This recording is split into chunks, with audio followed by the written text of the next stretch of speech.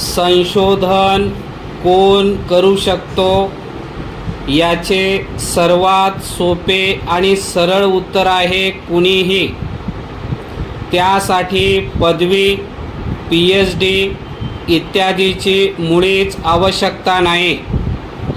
डार्विनकडे कुठे विज्ञानातली पदवी होती? शाळा सोडून दिलेले पोर ते. मेंडेलला संशोधन करण्यासाठी कोण पगार देत होते? आयुष्यातला सर्वात महत्त्वाचा शोध लावत असताना आइन्स्टाईन फक्त एक कारकुनाची नोकरी तर करत होता, पण या सगळ्यांनी तत्कालीन विज्ञानाला ढवळून टाकणारे सिद्धांत मांडले. विज्ञानाच्या इतिहासात अशी आणखीही कित्येक उदाहरणे सापडतील. मात्र संशोधक व्हायचं तर PhDच पाहिजे, परदेशीच गेलं पाहिजे, अशी सध्याच्या समाजाची विचित्र समजूत असलेली दिसते. परिच्छेद. अलीकडच्या काळात संशोधन ही मूठभर विद्यापीठे आणि संशोधन संस्थांची मक्तेदारी आहे असे एक चित्र उभे राहिल्यासारखे दिसते. याला काही क्षेत्र अपवाद आहेत. पक्षी, प्राणी, वनस्पती यांची निरीक्षणे, नवीन जातीचा शोध, अनेकदा जीवशास्त्राचे औपचारिक शिक्षण व घेतलेल्या निरीक्षकांनी लावला आहे. शेतीविषयक काही प्रयोग स्वतः शेतकऱ्यांनीच केले आहेत.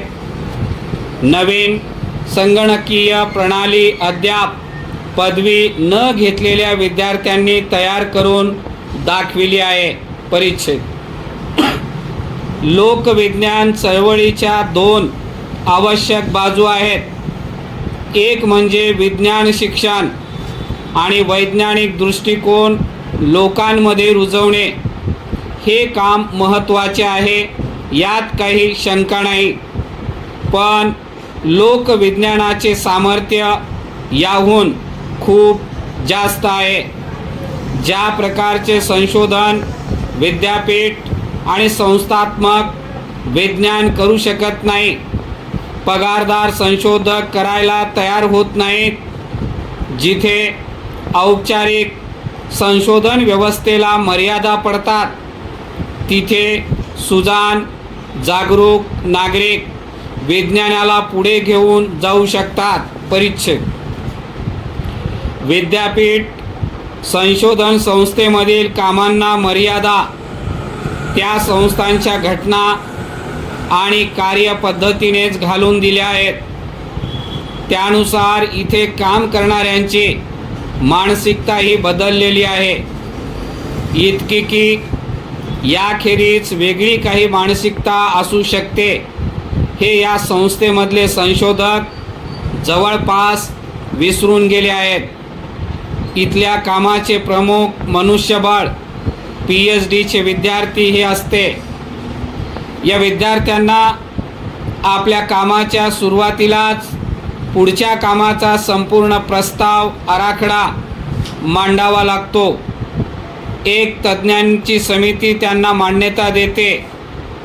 बऱ्याच संस्थांमध्ये या योजना व आराखड्यात बदल करणे ही प्रक्रिया इतकी किचकट असते की त्या भानगडीत पडणे कुणाला नको असते.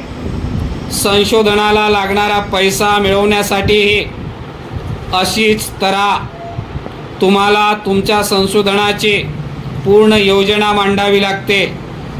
तिथे स्पर्धा खूप असते. मग आपला आराखडा नक्की यशस्वी होणार अशा अभिनिवेशाने मांडणी करावी लागते. पण विज्ञानाचा इतिहास पाहिला तर बरेच महत्त्वाचे शोध काही योजना नसताना अचानक लागलेले आहेत. काहीतरी नवीन दिसलं तर आधी ठरलेलं सगळं सोडून नव्या वाटेने चालणे विज्ञानासाठी उत्तम. पण PhDसाठी फंडिंगसाठी वाईट.